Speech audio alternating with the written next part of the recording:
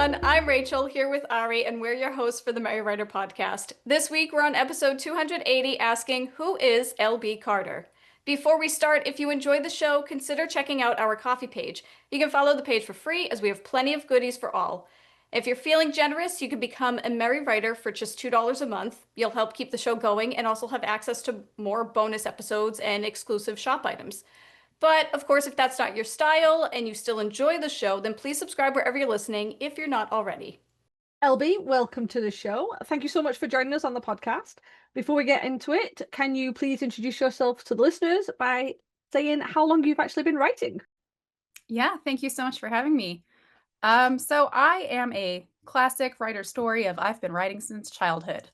I've got all sorts of, those books that I've made in second grade, terrible drawings and strange stories about my Beanie Babies because I'm a millennial. But I have been publishing novels since 2018. So what is that? That's about coming up close to 8 years now. I have to say, 8 years. Well, you said 2018. I don't know. I did that millennial thing where it's like, what, so 4 or 5 years ago? That was about it, right? That's Same. what I had in my head. It feels like that. It feels like it really wasn't that long ago, but wow. You used to write stories about your Beanie Babies. That's Oh, so yeah. wholesome. I love They had that. magic powers, of course. Yes. Oh my gosh. That's amazing. Do you Uh, still have any of those stories? I do actually. Oh, One of my bookshelves, in my, home library has all of the books that I made as a kid, and they are truly awful looking back at them now, but that's part of the writing process, right, is improving over time. you gotta practice. Practice makes perfect. I Exactly. love that though. And I love that you save them too, because I have a couple of like one subject notebooks in like 10-year-old Rachel handwriting of Ninja Turtle fan fiction. And you gotta hold on to that stuff because it's part of who you are and what made you a writer, and I think that's so sweet. Exactly. I will say I didn't intentionally think about it, but my parents have been cleaning out their house and sent me a whole box of all things I never wanted from my childhood, but I decided to keep those ones throughout, the old report cards and things that I would like to not remember. But I definitely kept the books because now that I'm a published author, it definitely has more meaning. Oh, absolutely. I think that's awesome that you took an impromptu trip down memory lane, whether you wanted to or not, but something good came out of it. You've been writing for such a long time, and you've been published for a long time. You're a real prolific writer. How many books do you currently have out? I have 17 individual books published across a couple of different series. But that's not including I have a couple omnibuses, box sets, and anthologies as well. So I usually tell people around 20, which sounds like a lot, and people tend to give me giant eyeballs when I say that. But I've had a lot of these kind of going in the back of my mind for years before I started writing. So that's how many I have published. They're all in ebook and paperback, and I have three of them are in audiobook, which is a whole learning process in itself. I learned that that's very hard to do. So I only have three of those. I'd love to do more, but for now, I just keep writing the written word and avoiding hearing it out loud. You have so many ideas. That's crazy, but good for you. And that, wait, what did we say? It's 8 years since 2018? Yes. So 17 or 20-ish books in 8 years. That's wow. Good for you. Are they all series, or do you have a couple of standalones in there?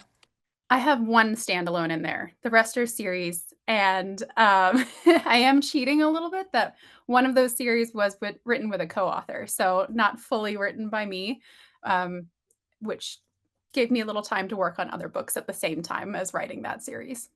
Oh, that's interesting. I wouldn't say that's like cheating or anything, though. I think that's because I feel like working with a I've never worked with a co-author, so I can't speak from experience, but I feel like there's a whole other level of difficulty with that, but also a whole other level of ease at the same time, if that makes any sense. Absolutely, that's exactly how I would describe it. My co-author and I kind of found each other by accident. We both published series around the same time that were pretty similar, and we had similar friend groups and fan bases, so we kind of ran into each other's stories and said, "Hey, you write kind of the same as me." So that's kind of how we started, but, um, since then, figuring out how to actually write together has been really interesting. We kind of use hive mind to come up with stories overall, which can be really helpful. If you have plot holes or you're not sure where to go with something, you can talk to the other person and brainstorming session, come up with bigger and bolder ideas. But things tend to go off the rails when we start actually writing with each other. Um, our process is that I'll write a chapter, then she'll write a chapter, and we kind of trade off, and then we go back through and smooth everything out. So you can't really tell who wrote what and things. But during that initial drafting process, I'll write something with some kind of direction in mind. Then she'll write the other chapter and send it back, and I'll just be shocked at where the story went, or the new idea she came up with, or a new character or magical situation that I have to kind of react to. So it definitely keeps things interesting and more complicated. I can imagine, because obviously you've also got your own voice and she'll have her own voice. And then if you're writing a chapter and you're thinking, oh yeah, I'm going to put threads in because I can see it going there, and then it comes back and it's like, that's not where I saw it. But that doesn't make it bad. That just makes it different. And unless you're a control freak like me, who'd be like, no, you've done it wrong, I can see it would be quite useful having two different people bringing their own experiences, but obviously writing things that are similar enough that that's probably why you clicked so well. But yeah, wow, that's different, definitely. It is. Yeah, we definitely have different strengths that we'll rely on if we need to. So, for example, if I'm coming up to a big fight scene, sometimes I'll finish my chapter early and say, please help. She is much better at the action. I'll leave a little comment in the draft that's like, I don't know how to, do a little fight scene here, and she'll put it in. She's also much better at our more romancy scenes. But I tend to do a lot more of the like building up and setting, and I guess a little more of the organized, and she's a little bit more of the raising the stakes, which keeps things good. And we always have conversation going. So if we feel adamant about a direction it wants to go, we'll just chat through with the other and say, I know you did this, but I really was looking to do this with the story. So communication is key, it turns out, in life. I think that's honestly, I could sit here and ask you more and more questions about this all day, but this episode is about you. If you like your interaction with me and Ari today, we will probably definitely ask you to come back on it. Awesome. I'd love to. You've been on for 5 minutes and we're already like, you need to come back on. We just need you on here, okay? Sold. Yeah. Hey, we got it in right. We got it in recording. Can't back out now. We've got Instant connection,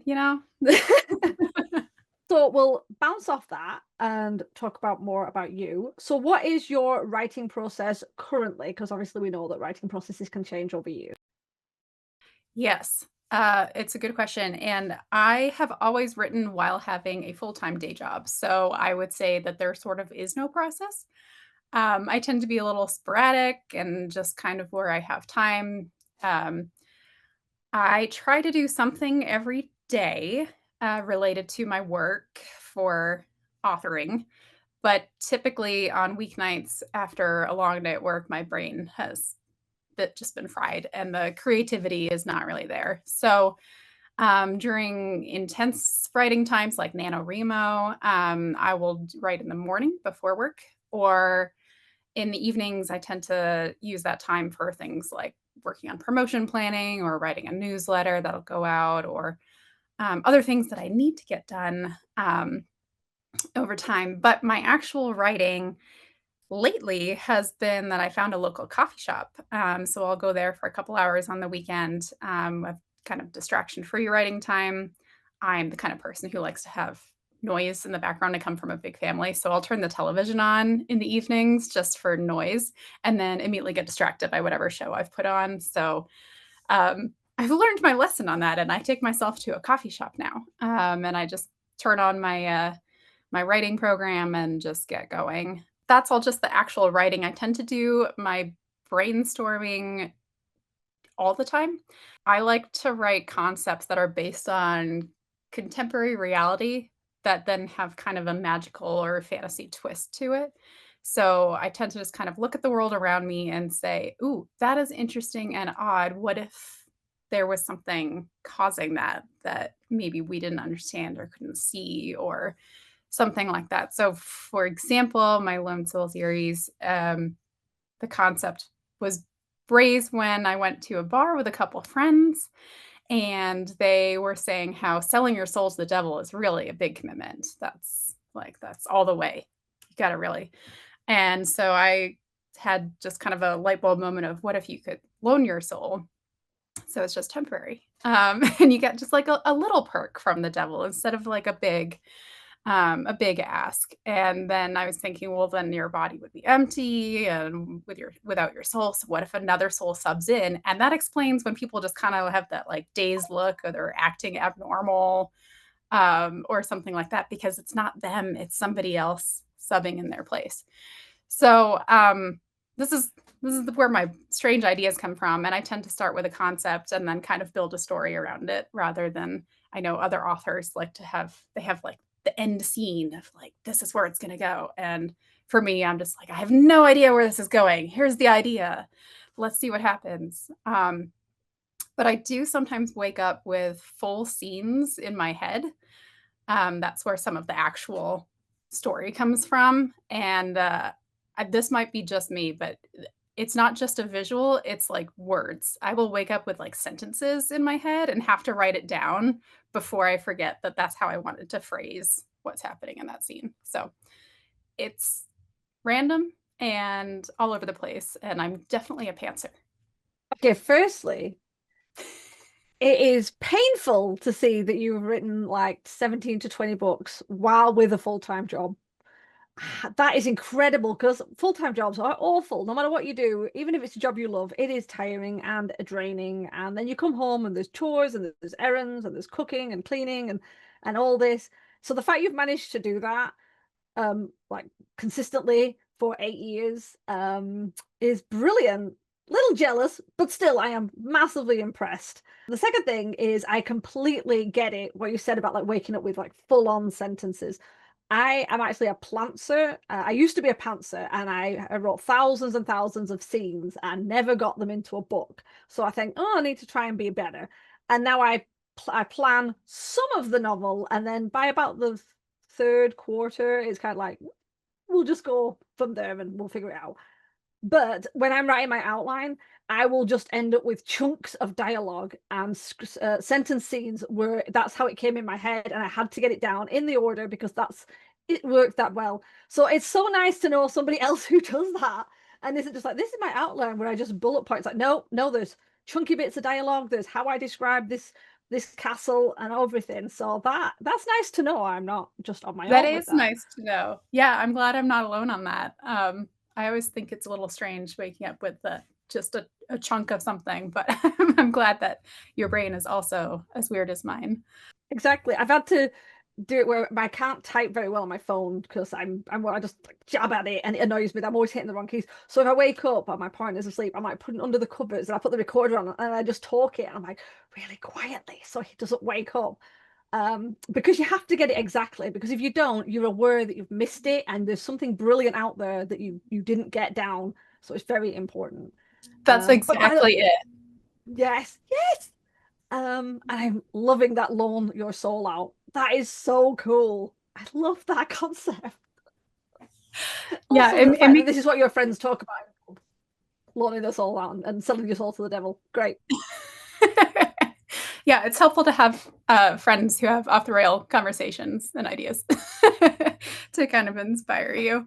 I also lean a lot on, my personal experiences and family, and I feel like a lot of that is very strange as well. So in that Lone Soul series as well, part of me expanding the universe is I also got into what happens with organ donation, which is a little bit of a dark tale. But my older sister works in organ donation, so I actually called her up and got accurate information about how that whole process works and what happens in a morgue and all that kind of thing. So dark and strange, but accurate if anyone wants to learn about that process. Accurate and fascinating. And I mean, I think that's That's the best research is when you know somebody who's in that field and you could just talk to them. And I think that's great. Really utilizing your resources there. For sure. Yes. I've heard her get mad too many times over the years over television shows that do medical processes, incorrectly, the whole CPR, you don't just wake up from it. You usually crack a rib and things like that. So I try to be accurate within my fantasy story, the um, particulars. I'm also an editor at my day job, so I tend to be a little bit pedantic about things. So my books are very accurate within their canon, of course.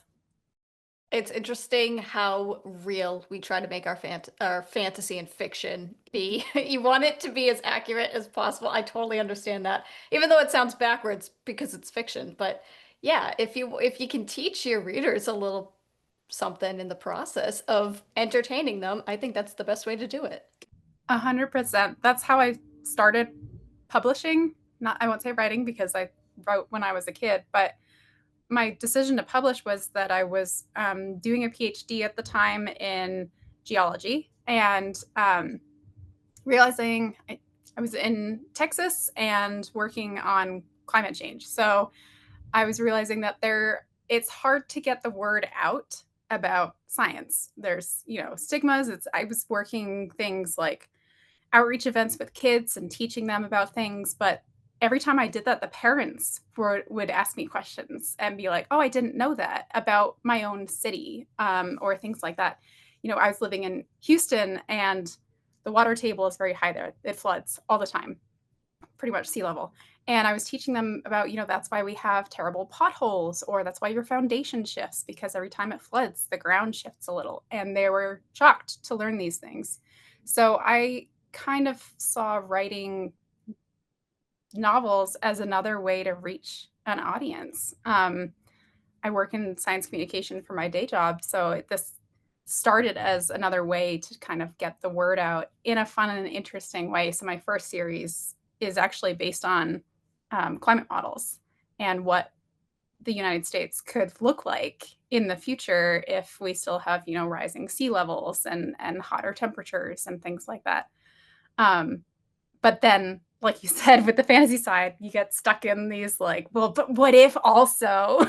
So I've got the science in there, and I'm like, but what if at the same time, there's like this crazy other thing happening, or this character has this kind of challenge to face. So yeah, things tend to go off the rails. I really enjoy that you use your knowledge in your creativity because that's kind of the best way to use it. And I love that. And I think, depending on who you ask, the topic of science and climate change can be a difficult subject. So I'm going to follow up with, do you tackle any difficult topics in your novels? Besides that climate change one, I would say yes, but sort of unintentionally. I don't go into my novels trying to be like, I'm going to talk about this. But I do try to make them as realistic, again, with the fantasy, as possible. So I try to make my characters very relatable, which means that most likely they've been through some kind of hardship that people around me in the real world have also been through. So I have things like, discrimination for race, ethnicity, height, sexuality, gender. I have characters with handicaps, either lifelong ones or new ones that they're learning to adapt to, medical diagnoses. I have cancer in one of the books, grief and loss, that accepting death as a part of life.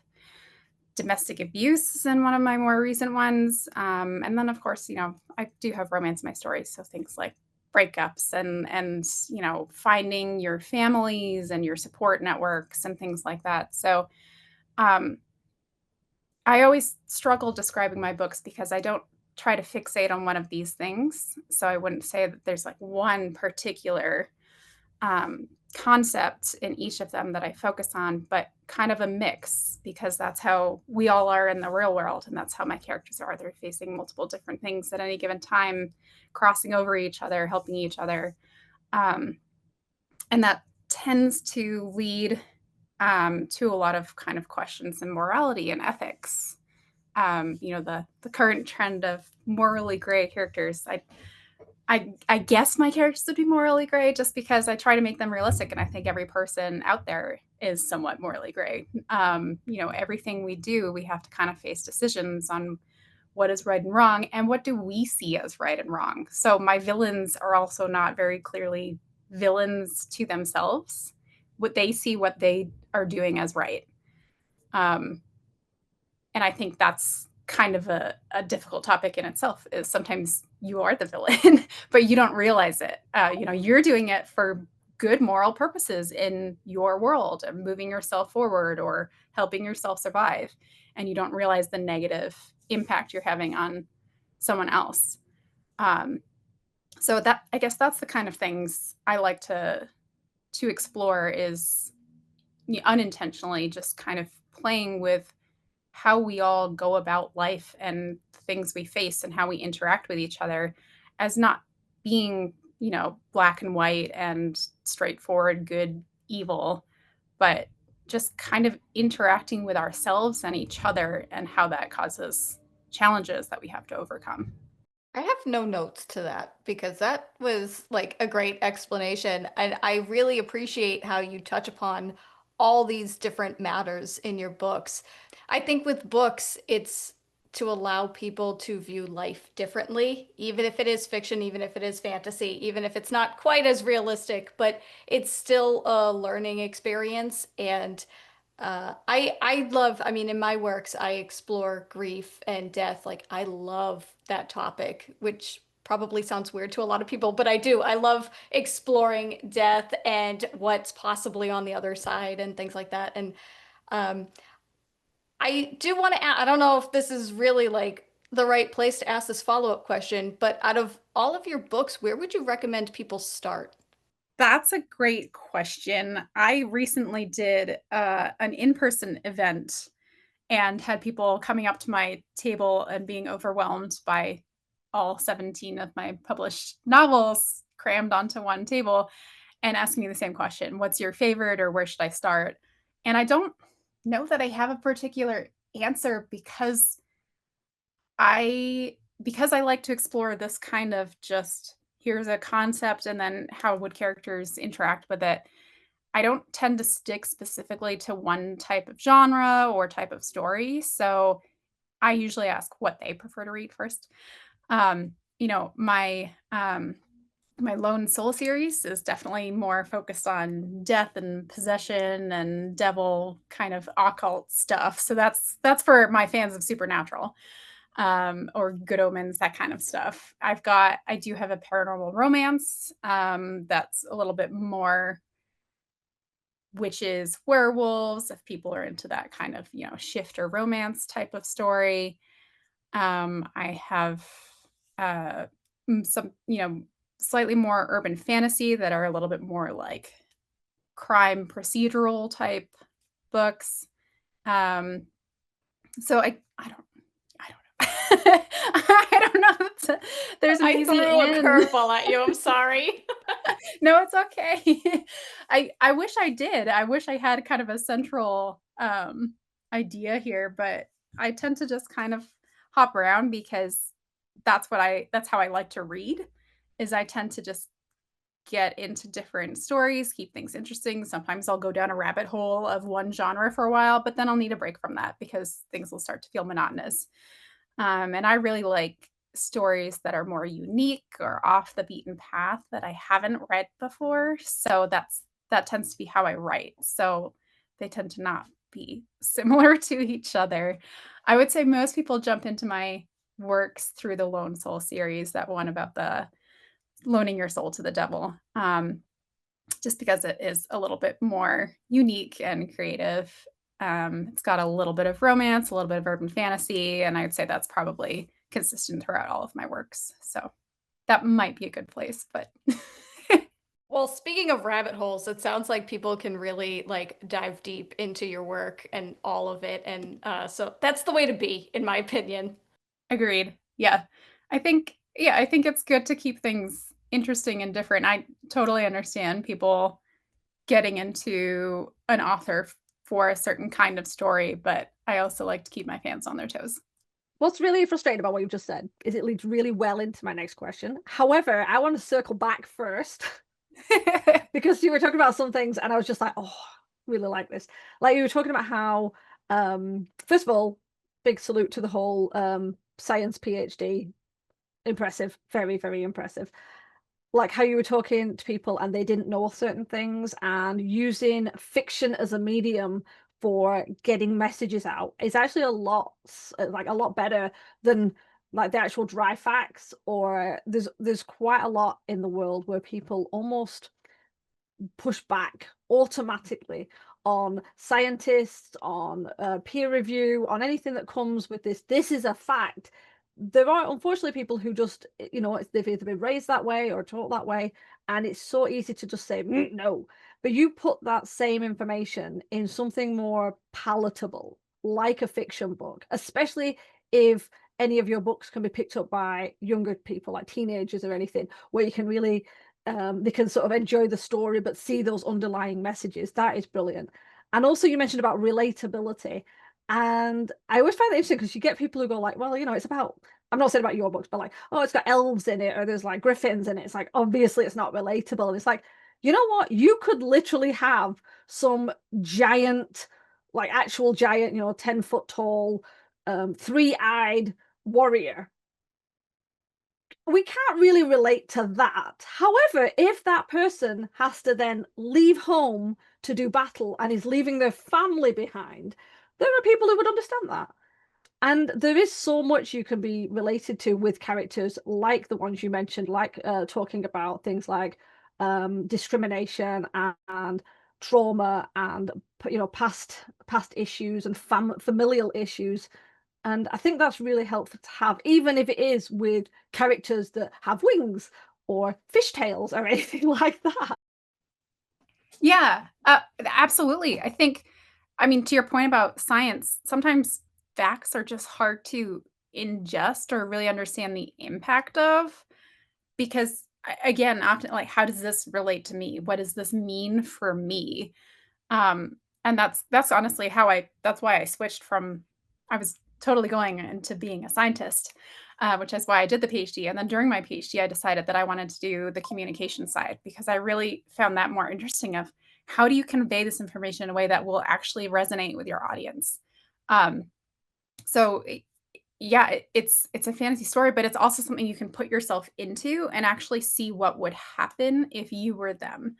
It's not just hey, oceans will be, a meter higher in Boston. What does that look like? What does that mean? So if you can put someone in a scene where now the water is lapping around their ankles in the middle of Faneuil Hall, that's something that people can really understand and visualize and get more involved in. And I think that's the beauty of books is putting yourself into another character's point of view, learning from their experience or trying something new and different. Um, but yeah, but also seeing that they're the same, they're facing the same things. In my latest series, she's a brownie, so, a fake kind of brownie, not a edible brownie. Um, and so she has to part of being a brownie is you help around the house and things like that. So her magic is that she's required to help if somebody asks for it. That's kind of her struggle. But when I'm writing it, I'm really thinking of, tired moms who are like, do this other thing, do this other thing. You have to do the dishes, you have to do the laundry. Your child's asking for something, you can't ignore them. And so, although things, I feel like in fantasy, it kind of takes things to another level and it makes it a little bit more interesting or exciting, a little bit more hyperbolic, but it's rooted in something that we can all relate to or experience. And if we haven't, then that's another fun for the books is trying to experience that point of view. No, that is great. I love the idea of that. Like, yeah, because obviously the brownie running around keeping everything clean. And was it? Can't remember if that was the one where you put like milk and honey out at the end for that. That was their Exactly. payment. It's like the milk and that. And it's like, can you imagine? Like, hey, tired mom, here's some milk and honey for all the chores you did. Exactly. It's completely, there's no thanks for all of the work that you're putting in. And that's something that she faces. She's a little bit grumpy, as one might expect. Understandable. Yeah. Now, you mentioned obviously that you kind of hop around and you do different things. Love it. I'm all for that. And as you said, you get people going like, oh, I only write, this one thing and I stick with that. And that's fine. I'm like you, I like lots of different things. And I actually like it when authors write different things, even if every now and then there'll be a series and I'm like, that's not my thing, but I like the idea of that. So leads nicely to the next question. How do you stay disciplined and organized with all these series and all this hopping about and being a pantser and having a full-time job? Um, well, I guess sort of one answer is I don't, but um,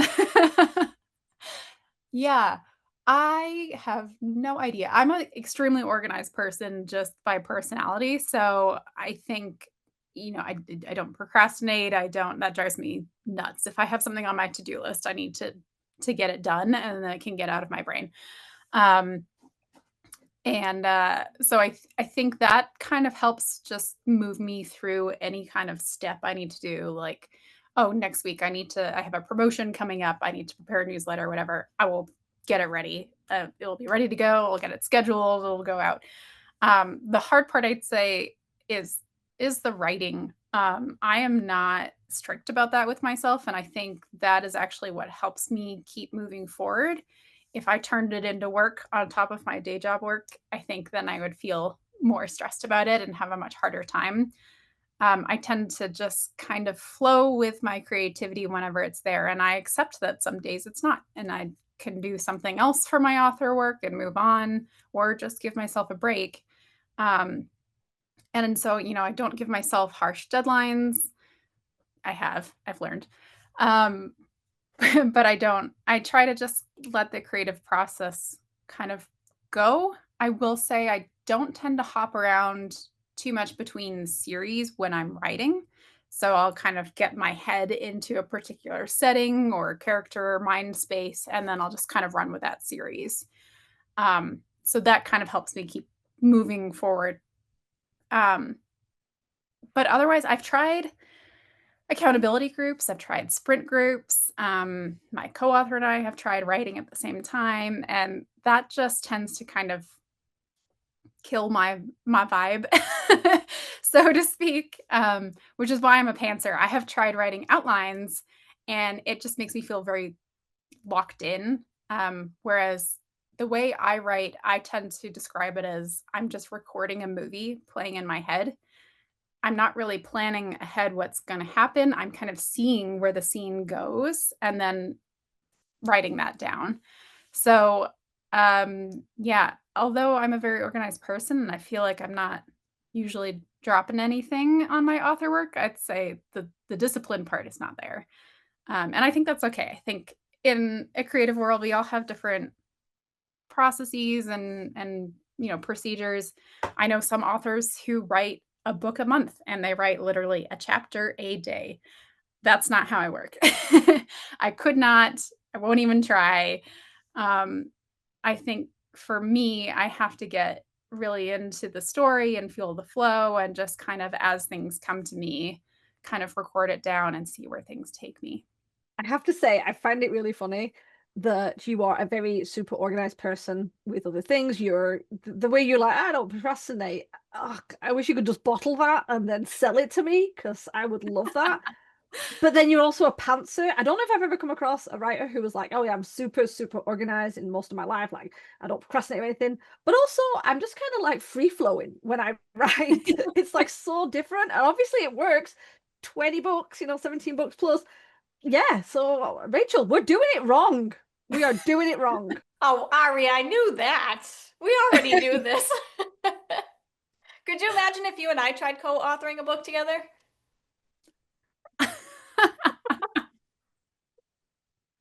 Oh my God, no. Yeah, like we write different Did you things. really have to spit out your water, though? I mean, come on, is it really that nuts to think about? I could just no, but between as like I am mentally a control person and I'm also very scattered. And then when Rachel has her super focus, her like she goes crazy. With the agenda that you sent me yesterday that was like 2 pages that filled the whole year. Yeah. Ari? No, it would be terrible. I think it'd be fun. There's organized chaos. I think organized chaos has a place and it works sometimes. Like, I feel like that might be a good description. I mean, I'm looking at my bookshelves behind me and I feel like I know there's organization in there, but if you step back, you're like, that's a little scatty. My partner at home is always saying that I squirrel things away, and I'm like, no, I'm organizing, and he's like, yeah, but we can never find it again. So there, there's there's some definite mess into organization, I think, which is maybe where the writing just kind of takes it to another level, I think. It just kind of makes everything that you knew about yourself on the minute level just like that much more obvious. Right. Yeah. Yeah. I think it's funny that you say that you're not very disciplined and stuff, but as Ara mentioned, you have so many books out in such a short amount of time. I think that you're disciplined that's the weird thing about discipline and, the definition, quote unquote, of success is that it's different for everybody. So once you find that and once you find what works for you, like you got it, you won. And just keep Exactly. rolling with it. Yeah, I think it is very hard not to fall into the old trap of comparing yourself to others, especially in the writing world. While you're reading other books, it's really hard not to read a book and be like, "Oh, I should have done that in my book," or like, "That's a really smart idea," or watching your friends, like I said, I know an author who writes a book a month, and "Oh, that's a great." But you just have to accept that the way you're doing it is not wrong. It's different, but it's not wrong, and I think, it can sometimes take a while to convince yourself of that, but there is proof out there, if you look at the metrics, if you look at the results. I'm a scientist, I do look at the data. Is it selling? Are people responding to it? um, and sometimes that's surprising. You can't expect where that's going to come from, so you just have to keep going and be true to yourself, because honestly that's where more of the passion shows up on the page, and that's what readers are going to respond to. If you're writing really formulaic and you're not feeling it, that's going to be clear in the writing. You have to really get into it. Um, and you never know. This event that I went to recently, my my most popular purchase was the loaning your soul to the devil concept, which is my worst seller in ebooks. It's my worst seller online. So you just never know. It sounds like a really strange concept. I wrote it anyway, and it turns out there are weirdos out there who like it. There are also weirdos like me who want that story. So, yeah, yeah, it's a lot of just kind of sticking to what you're comfortable with and happy with. And I think in this growing market of so many books, so many authors, that's what makes you stand out is finding your own pattern and strategy and going for it. I couldn't have said that better than myself because you're right, it is. It's the uniqueness of every writer that makes the books fabulous, pretty much. And I think that's a good segue into my next question, just talking about being yourself and whatnot. What advice do you have for writers who are shy about promoting themselves? I would say don't listen to me for advice is my first advice. I am a very socially anxious person, so I am not great at this. I am much happier being behind the scenes where no one can see me, which is kind of why I liked writing and got into it. Is I am not a public speaker. I am not happy in front of a crowd, but with writing, nobody can, I'm not looking at anybody while they read my works. Um, so I'd say you have to think about it as not promoting yourself if you're that kind of person like me. It's taken me a long time to get here, but I've realized that what I'm promoting is the story, the characters, the lessons that I'm sharing. I put a lot of thought and information into these books that I want to share. So I think about it as more as I want to get this out. And honestly, what really helps is finding that first fan. When you've started publishing, it's your family reading the stories or strangers, you don't know. But when you find that first fan who connects with you and says, I love your books, they made an impact on my life, that's the motivation for you to keep going. Um, and to share it with others, because there's other fans out there. There are other people who could benefit from your story in some way or the other, either by relating to a character or learning something from the the background, or just honestly having an escape. Maybe this is a unique story that just gave them a break from whatever they're currently going through in their personal life. Um, so it's more that it's not that you're promoting yourself. And I realize I'm in a little bit of a sweet spot to say this because I'm not trying to earn a full living from my writing. I do have a day job, and that's intentional. I prefer to keep it as more of a hobby so that it is a little bit more fun and less stressful for me. For now, of course, I of course hope that one of my books takes off someday and I can just, quit my job and write forever. But for now, it's not so much about me trying to sell as helping others find this story that might make an impact on them. As a reader, that's what I'm looking for. So I like to remind myself of the flip side. I'm not looking to just hand someone my money. I'm looking for a story that's going to resonate with me. So that's what I want to see when I'm, scrolling through social media of other books or reading the back cover. And I try to think about that when I'm advertising, so to speak, promoting my work. I think you're the first person who has ever mentioned that you're promoting your story and not yourself, because I feel like a lot of writers view marketing as, obviously when you post on social media and stuff, you want to give your audience like a little insight and tidbits about your real life. And obviously, we all love looking at pictures of the cats and the dogs that are helping the writing process and stuff. But you're right. You gotta you're talking about really connecting with your readers and your audience. And I think that's kind of lost when it comes to most marketing, is that people just post willy-nilly on social media and on their website and their email list and stuff, that they're not really thinking about their readers, so to speak. And granted, I realize that probably sounds like crap, and I'm not trying to target anybody or call anybody out, but I think in the world of marketing, because it's a business, it's very easy to lose your way and lose sight of what's actually important, and that is your story. For sure. Yeah. I think that it's very, very easy to get sucked into that side of promotion and just thinking about the point of this is, I mean, it asks you if you're doing a Facebook ad or something like that, it'll ask you, what is your goal? More clicks, more sales, what is it? And it's very easy to get pulled into that side of just like more and more and more, get eyes on it, or, feeling sad that your post didn't go viral, didn't reach a huge audience. But honestly, I try to pull myself back, and I made one new fan on my TikTok recently, and she drove 13 hours to see me at a recent event. That has way more meaning than having my TikTok go to thousands of people who download my book and then never read it. So I think it can be horrifying and humbling, um, but also really reassuring that you are getting out there and you are making an impact on lives, even if it's just one. Then, we the kind of bigger ethical things of, do we want to leave an impact on this world?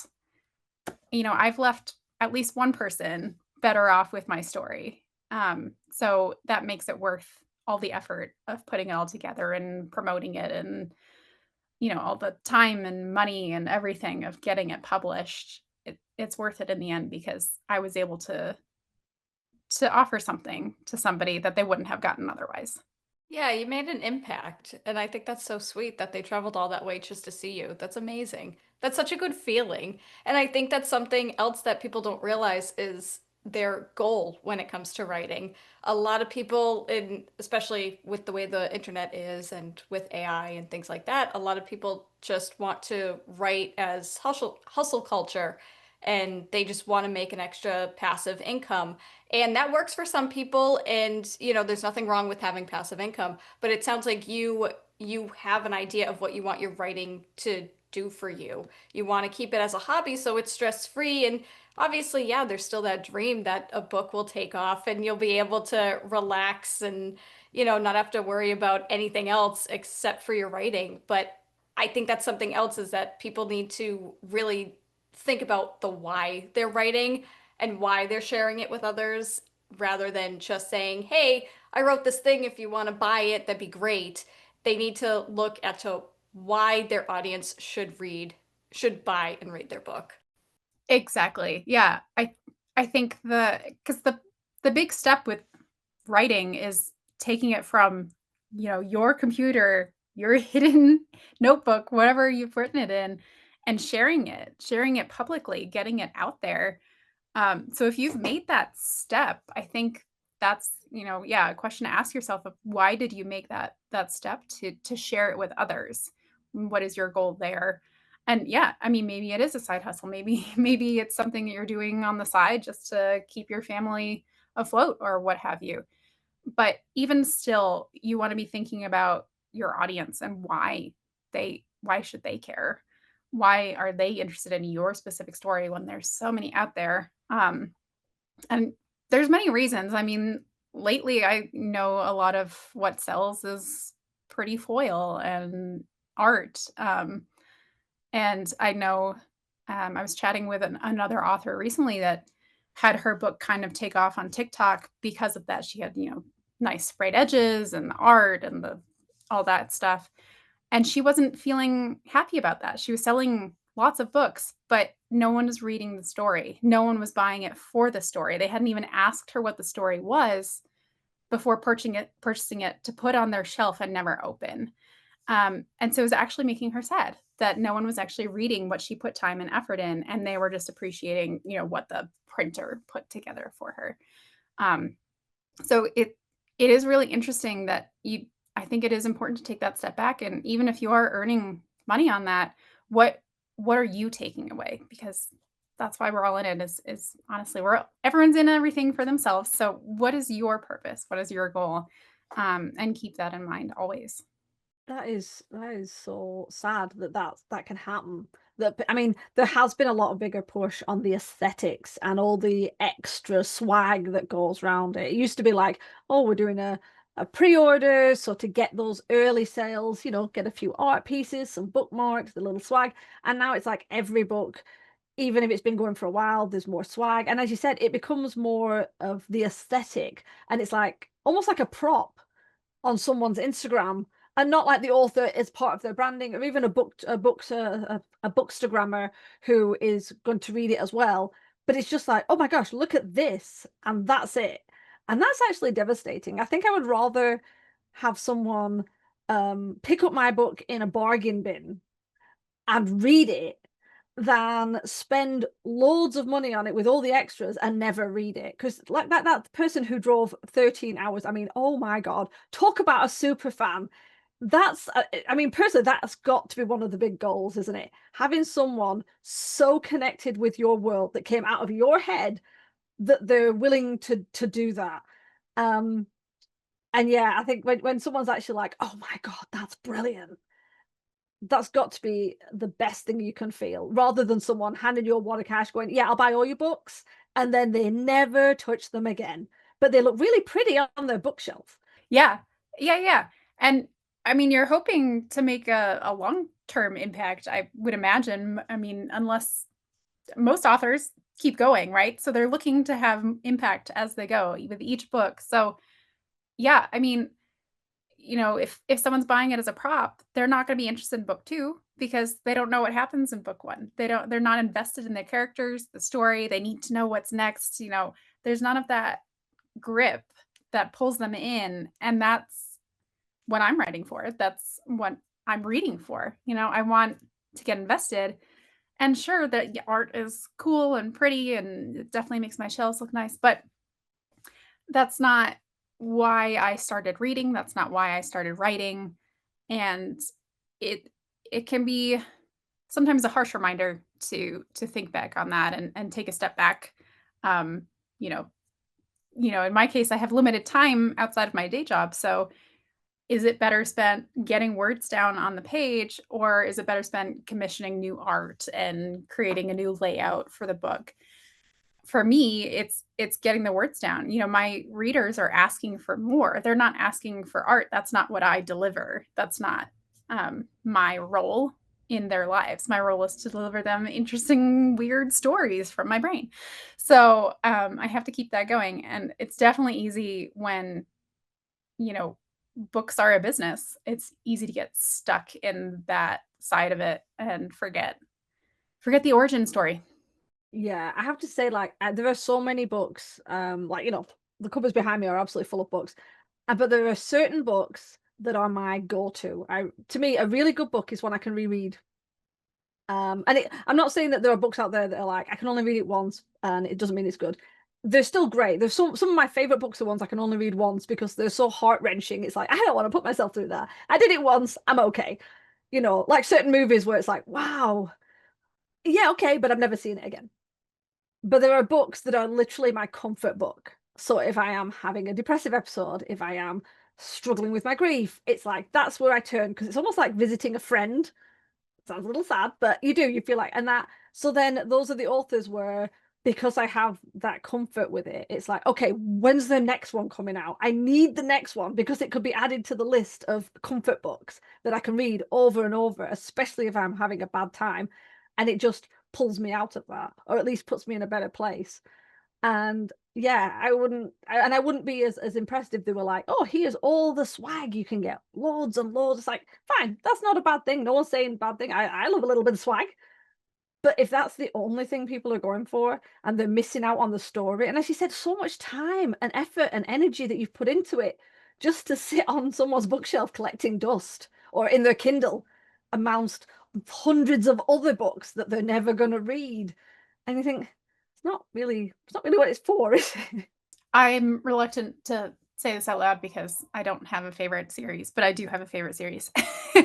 um, my favorite series is the Mercy Thompson urban fantasy series by Patricia Briggs. And you know that one. Yay. I read like I think I got to book 7 or 8, and then we moved and it kind of got packed and it came out again, but I ended up with another book and I kind of fall off and I haven't gone back to read them all. But yes, I got through. Oh my God, they were so good. Okay, I'm going. They're so good. They're so good. I definitely try to emulate her amazing writing, and that series, gosh, there's I don't even know, like 13 or some odd books. I have a whole shelf of just those books. Um, and she comes out with about one a year or so. And I'm thrilled every time. They have beautiful cover art, but she doesn't do anything else special. And that's what I'm looking for, is that comfort of like, I know these characters, I know the setting, what happens next. So there's some amount of ease of getting into them. I know who they are. I know where I'm going. It's kind of coming home almost. It's a place where I'm happy. I know these people. And everyone's different, but I totally get that feeling. I personally love urban fantasy and cannot for the life of me do high fantasy.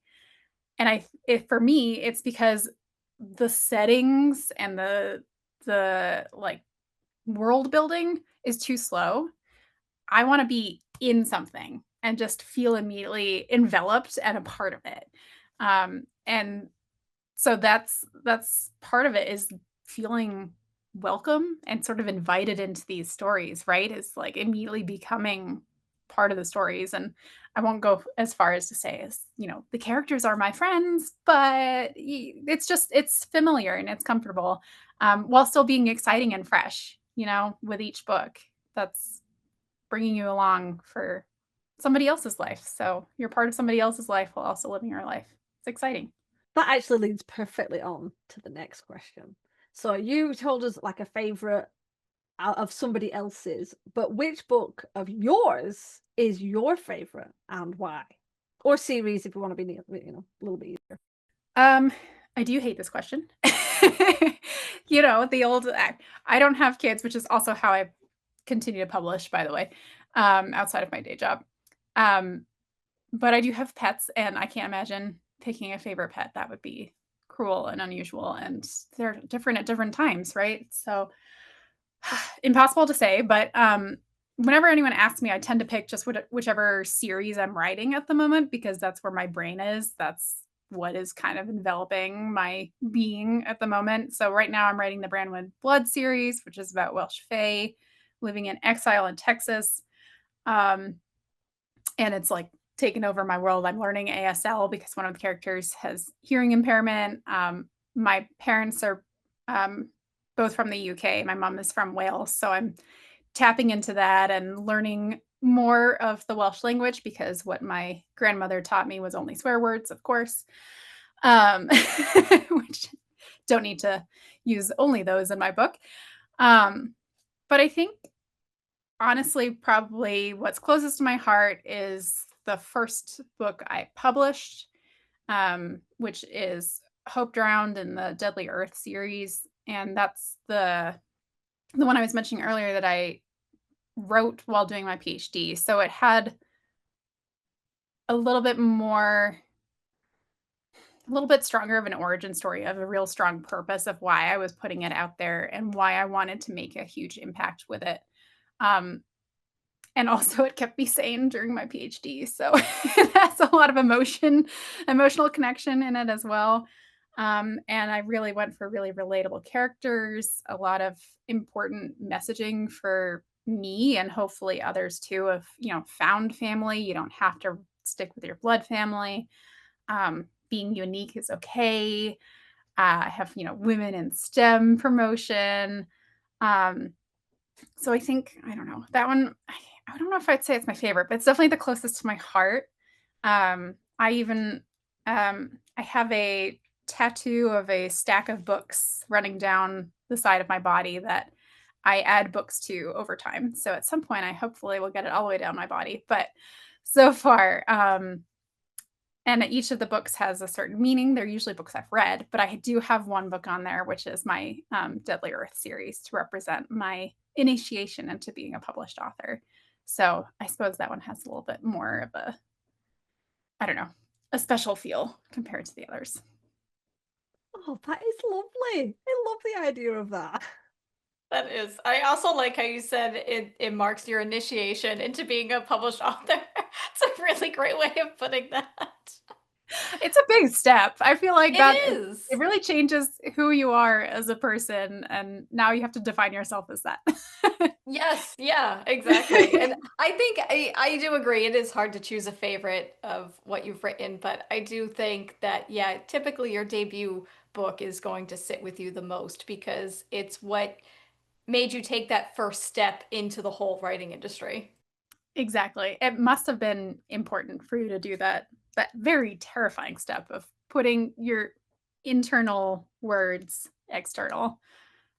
It took me many years before I told anyone in my personal life that I had a pen name and that I was published. So there's still steps to get over when going out into the world. But that first step of just saying, I'm going to be published, I'm going to share this, it's definitely impactful. Well, LB, it really has been a pleasure to have you on the show, and this was a wonderful conversation. Thank you for allowing us to interview you. We do have one final question for you, though. Do you prefer coffee or tea? Oh, tea. Damn Easy it. answer. Yes. Again, my parents were British, so I was raised on tea. I have a mug of English breakfast tea every morning, and I cannot stand the taste of coffee. It's too bitter, and yeah. Okay. Sorry, coffee drinkers. I know there's a lot of you. Ari, She used to don't be get on too all the excited. time. I'm still in the lead. Just saying. Ooh, Right. Your No, tea is at 2, no. coffee's at 3. Okay? Thank Oh, that's you for amazing. being on my team with that. So you can come back anytime. You can come I was back as gonna say, often can as I be you want. multiple votes? How do we stack this deck? The coffee drinkers, Well, there's so many of them out there. The tea drinkers have to stick together. That's it. That's it. But I mean, Thing is, you're if not wrong about that. your parents are British and I'm assuming you're American, I think you should deserve 2 votes because there's that kind of both. So No! I think I'm a dual citizen, I'm just so that's kind of Excellent. 2, right? Yeah, No, yeah. I'm It goes by keeping Ari, I'm the citizenship. one keeping track of the tally. Oh, how typical. The coffee drinker is keeping track. Okay. Well, there needs to be a Anyway, fact checker here. before we turn into the angry writer, LB, please tell our listeners about yourself and feel free to pimp one of your books and tell us a little bit about that.